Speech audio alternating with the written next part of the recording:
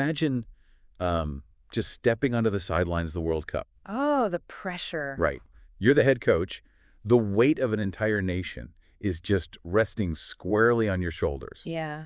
And you look down at your strategic playbook, and instead of, these intricate, data-driven tactical formations, your primary qualification is, well, it's 15 years of playing professional poker. Which is just wild to think about. It really is. Yeah. Today, we're looking at what happens when raw, unpredictable human emotion crashes headfirst into, the hyper-calculated machine of modern football. Yeah, because it completely shatters that illusion, right? The illusion that elite sports just operate like these perfect, frictionless algorithms. Right, exactly. We like to think that at the highest level, the team with the best underlying data or, the most optimized system just automatically wins. Sure, the math always wins. Exactly. Yeah. But the human element, the ego, the fear, the sheer force of will, it constantly throws a wrench into that machinery. It really does.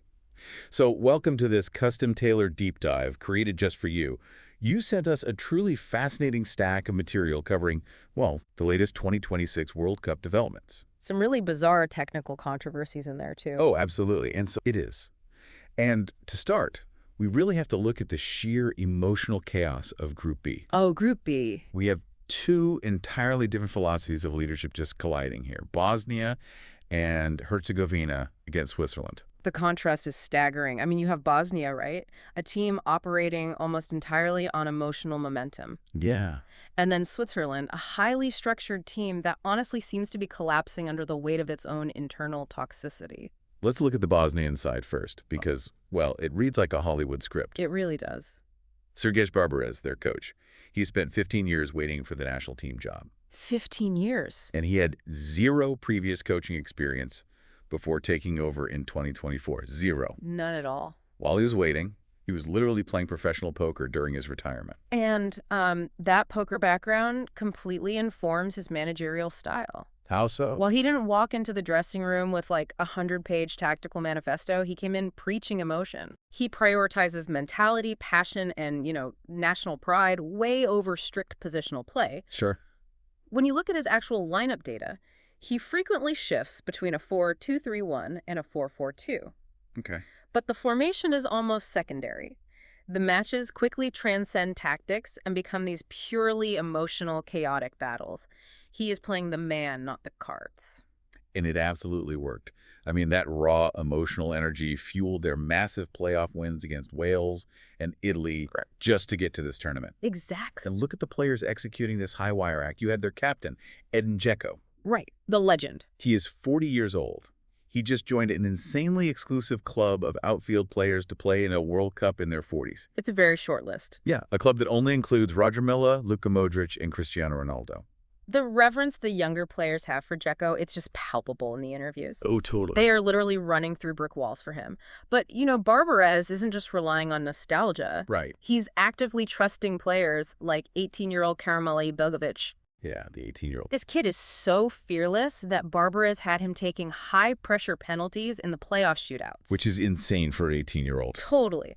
And then you have Tarek Muharremic, a 20-year-old defender who solves defensive problems with this rare calmness, Right. completely avoiding the erratic, aggressive tackles that usually lead to late-game penalties. He's the anchor that allows the emotional players to just fly forward. Now, there is a fascinating wrinkle in the material you sent us regarding the Bosnian fan base. Oh, the St. Louis connection? Yes, they have this massive diaspora support, particularly from St. Louis in the United States. Which jokingly calls itself the fourth largest city in Bosnia. Exactly. And looking at the Sand sentiment, their views on U.S. politics and Donald Trump are deeply fractured. Very divided. It's basically a 50-50 split, meaning everyone is unhappy for completely different reasons. And I do want to make a crucial note here for you listening. We are strictly neutral on this. Right, absolutely. We are absolutely not taking a side or endorsing any political viewpoints. No, we're just reporting what the sources show about the fans' sentiments. Exactly. But the punchline here isn't who they are voting for. It's that regardless of where they sit politically, the one thing uniting this fan base is their absolute fury over FIFA. Oh, yeah. That is universal. Geopolitical debates completely vanish the second you have to book a flight to a match. That's true. The fans are universally furious about FIFA's internal flight logistics, The travel is brutal. the absurd travel distances across North America, and frankly, the completely exorbitant ticket prices. Yeah. When you're a traveling football fan, immediate logistical and financial pain trumps global politics every single time. It really does. So you have this Bosnian camp riding an emotional high backed by a massive, unified, passionate fan base. Right. And then, well, you look across the pitch at Switzerland. Oh boy. The environment in the Swiss camp couldn't be sharper in contrast. The environment looks flat out toxic. Yeah, that's the word for it. We have quotes from the Swiss captain Granit Xhaka going directly to the media and publicly trashing his own teammates. Just unbelievable. After a friendly draw against Australia, he essentially told the press that if the team plays like that, they'll be returning home after 3 games. On the record. Right. He even added this veiled public threat. He said, "I don't think you really want to see me angry." It's a complete breakdown of dressing room protocol. Truly. Head coach Murat Yakin has seemingly given Xhaka so much unchecked power and so many leadership roles over the years that there is no one left in the Swiss Football Association who can actually rein him in. Wow. And it's especially glaring because Xhaka's own performances have been incredibly poor. Yeah, he hasn't looked good. He's been widely criticized for being passive, slowing down the tempo, and just lacking his usual influence as a playmaker. Okay, I have to push back on this narrative a little bit. Sure. We keep using the word toxic, but is Kaga actually being a toxic leader? Or is this simply the harsh, uncomfortable accountability that is required of a top-tier team? Sometimes the captain has to rattle the cage, right?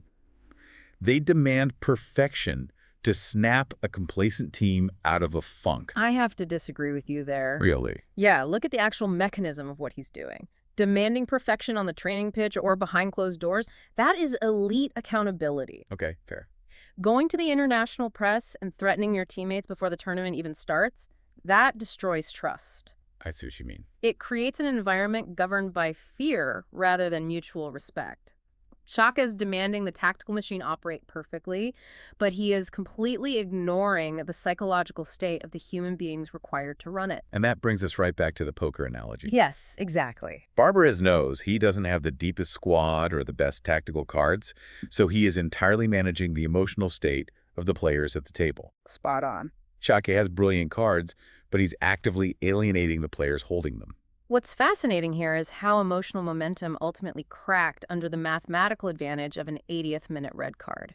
Oh man, yeah. Let's talk about the actual match. Because eventually those two philosophies had to actually play each other on the pitch. Right.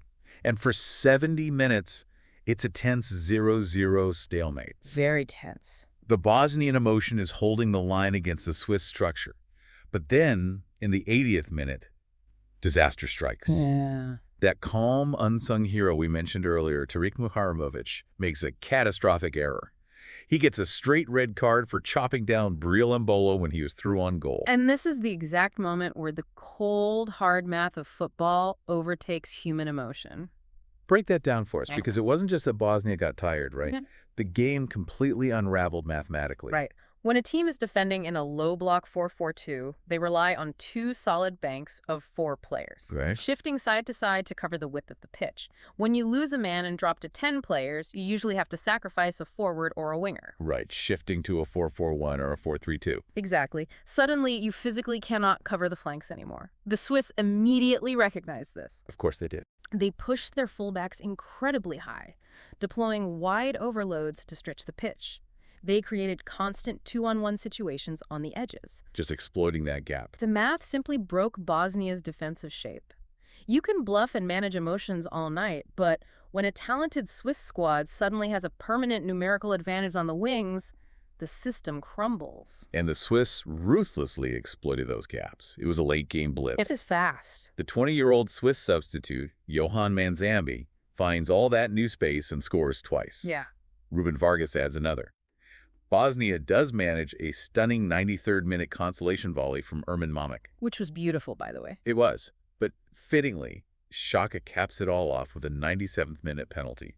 4-1 Switzerland. It was a clinical dismantling. But we have to understand that Xhaka's intense demand for perfection and the team's underlying frustration didn't just spawn out of nowhere before this game. Right, there's context. To understand their psychological state, we have to look back at their previous match against Qatar. Oh, that Qatar match. Yeah. That match featured a statistical anomaly that would drive any analytical team completely insane. Unbelievable stats. The match ended in a 1-1 draw, but Switzerland took 26 shots. 26. 26. To put that in perspective, that is the most shots taken by a team failing to win a World Cup game since Germany took 26 against Japan back in 2022. Wow.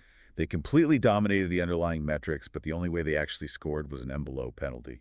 And then, deep in stoppage time, Qatar's captain, Bulam Guki, scores an equalizer in the 94th minute. Heartbreaking for the Swiss. It was the third latest group stage equalizer since 1966. You can literally see the Swiss tactical machine malfunctioning. Yeah. The contrast in the coach's reactions post-match tells you everything about the clash of philosophies. How so?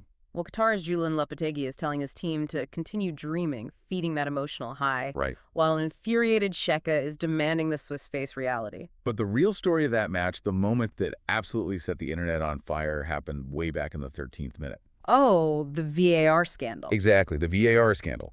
Qatar's goalkeeper, Mahmoud Abu Nada, collides with Remo Freuler. A penalty is awarded to Switzerland. Yep.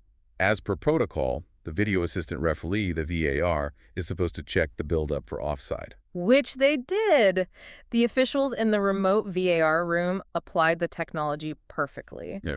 But because of a massive television graphic malfunction, the fans watching the broadcast at home never saw the digital offside lines drawn on their screens. The lines were just missing. Completely gone. The screen showed the freeze frame, but no proof of the decision. And nature abhors a vacuum. Always. When fans don't see the proof, they don't assume a harmless glitch. They assume a conspiracy. Immediately. Within minutes, social media and analysts were questioning the entire integrity of the tournament, accusing officials of rigging the game. It became such a massive crisis of public trust that FIFA had to issue a formal, official statement. FIFA had to publicly clarify the mechanics of the system. The VAR room had all the correct technology working perfectly. So the refs didn't actually mess up. No, not at all. They drew the lines on their internal monitors, they mathematically confirmed there was no offside, and the refereeing decision was 100% correct. Right. The glitch was strictly a downstream error in the software that beams those graphics to the television broadcasters. Okay, but if the fans can't physically see the technology working, does the underlying accuracy of that technology even matter to the sport's credibility? That's a great point. It's like being on a commercial airplane that suddenly hits terrifying turbulence and drops in altitude. Right. The pilot can get on the intercom and insist that the cockpit's turbulence monitors say the structural integrity is perfectly safe. Sure. But if the passenger's cabin screens are glitching and showing a terrifying plunging red graph, the passengers are still going to absolutely panic. Exactly. The reality of the safe airplane doesn't matter if the optics scream disaster. This raises an important question about how technology in modern football is now just as much about public relations and fan trust as it is about refereeing accuracy. That makes total sense. Technology like VAR wasn't just introduced to ensure refereeing accuracy. It was quietly introduced as a PR tool to manufacture fan trust. Interesting. We've reached a point where justice must not only be done, it must be seen to be done in high definition in real time. Yes. If the technology isn't transparently communicated, it actually breeds far more distrust than the old days of simple human error. The system has to perform its accuracy for a global audience. Otherwise, the human observers will reject it entirely. And this idea of visible infrastructure seamlessly transitions us into the final part of your material. Yeah, the women's game.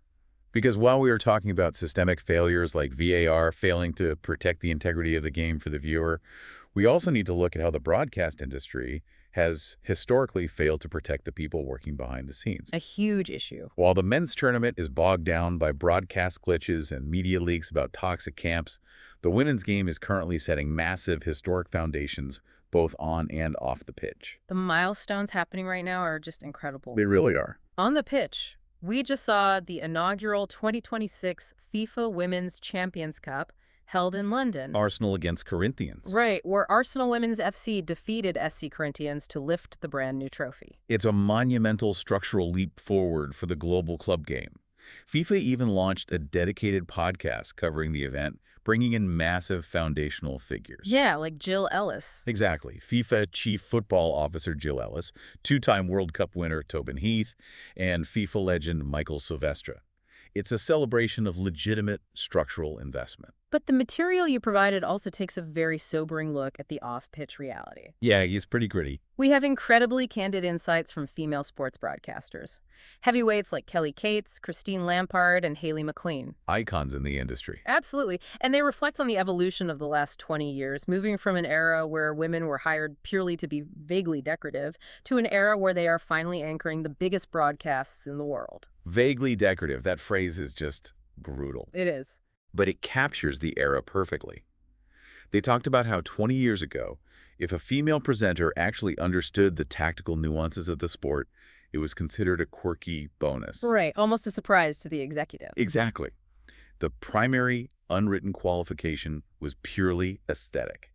And while they acknowledge things have visually improved, they celebrated a recent all-female camera and production crew, which is fantastic. Yeah, that's huge. But they are very clear that the systemic, invisible hurdles behind the scenes are still massive. This is where we get into the mechanics of how the broadcast industry actually operates. Right here. Most television presenters aren't salaried employees. They are freelancers operating on day rate contracts. Which changes everything. It does. And one of the most gripping parts of their discussion was the paralyzing fear of taking maternity leave under those conditions. Explain how that mechanism actually works, because it's not just about taking a few months off. Right. If a salaried employee takes maternity leave, they have a legally protected job to return to. In the freelance broadcast economy, if you step away from the camera for 6 months, you aren't just losing income, you are losing your hard-fought visibility. Wow.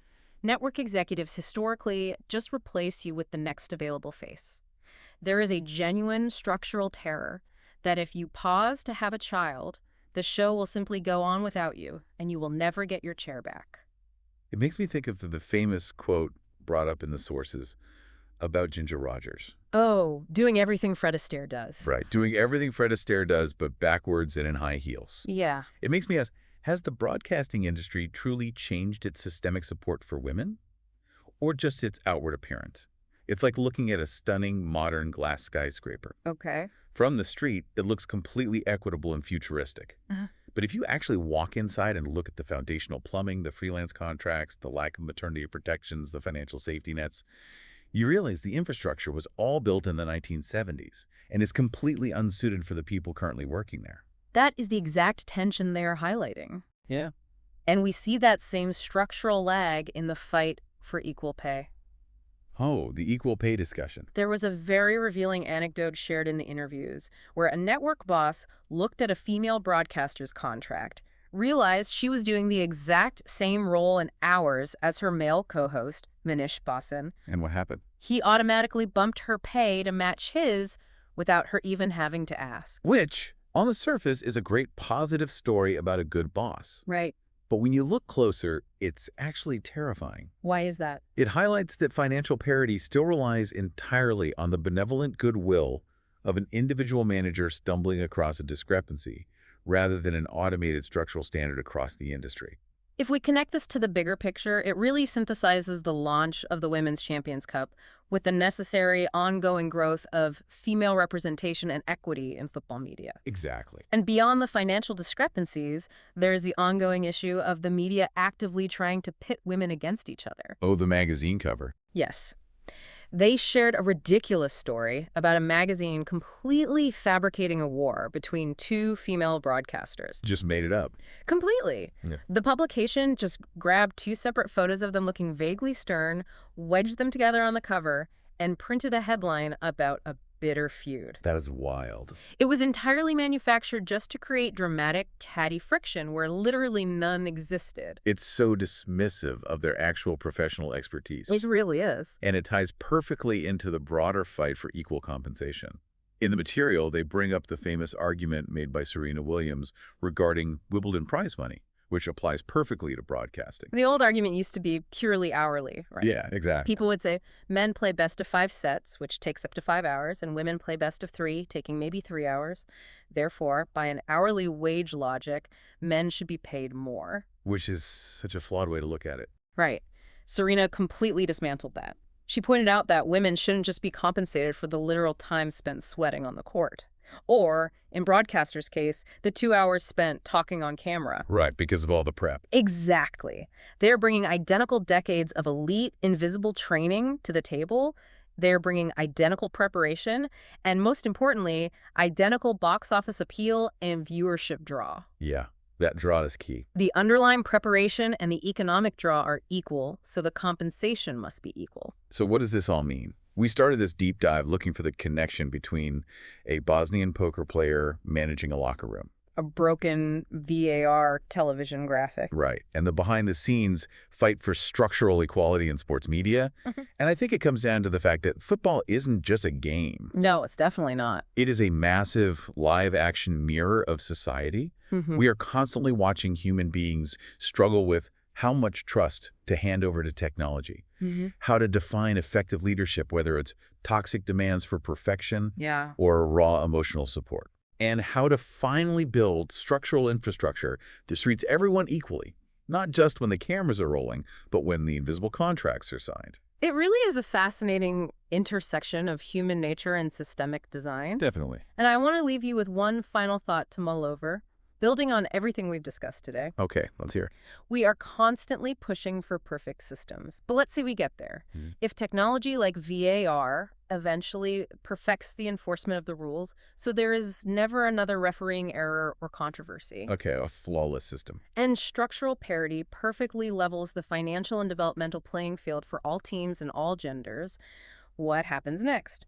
When the math and the systems are perfectly equal, will the deciding factor in elite sports revert entirely back to the unquantifiable human elements we saw in Group B? Wow. When the machine is flawless, will the ultimate competitive advantage just be a 52-year-old poker player's ability to emotionally manipulate a locker room? That is such a brilliant concept. The ghost in the perfectly tuned machine might be the only thing left that matters. Exactly.